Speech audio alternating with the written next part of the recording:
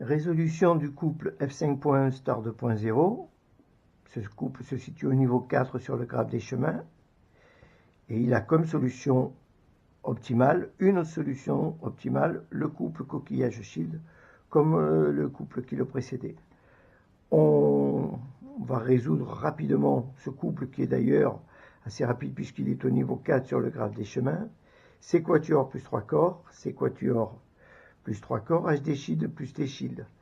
On observe que pour le précédent couple, on avait c'est quatuor plus 3 corps, certes, H square plus H square.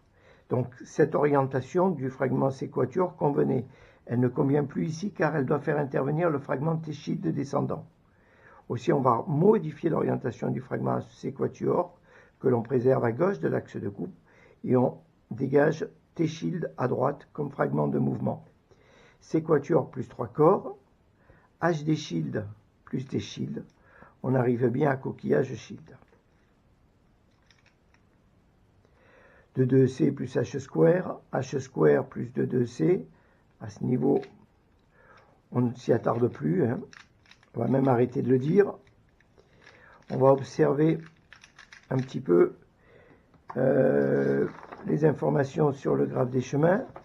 Et on va montrer un petit peu, s'agissant de ces deux couples, ce qui explique le fait qu'ils ont les mêmes solutions d'étape. Eh bien, tout simplement parce que le F5.1 flèche est ici.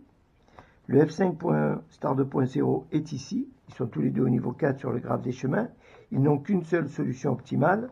Et c'est la solution coquillage shield.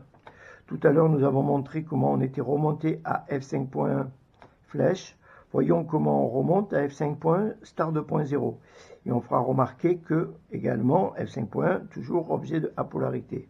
Donc, cas de base, BTC, coquillage shield. Et donc là, tout se joue pour le F5.1 flèche. Nous avions adopté cette orientation. Nous avions modifié ici notre fragment C quatuor pour que cette pièce arrête vienne s'accoler ici. Et nous avions formé notre objet flèche avec le fragment H square et 3 corps. Ici, ça ne convient pas puisqu'il nous faut le F5.1 star 2.0.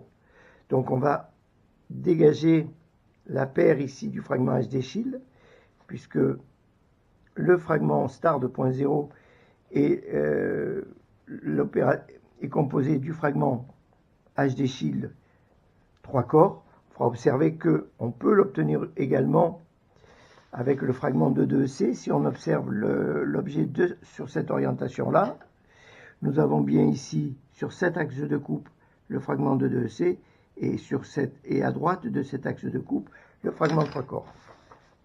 Mais ici, nous avons le fragment HD shield, duquel nous ne pourrions pas obtenir de 2C. Donc ça, c'est la bonne orientation. Et pour obtenir le F5.1, eh bien, même principe, cette pièce arrête va se positionner ici et va s'accoler au quatuor d'arête.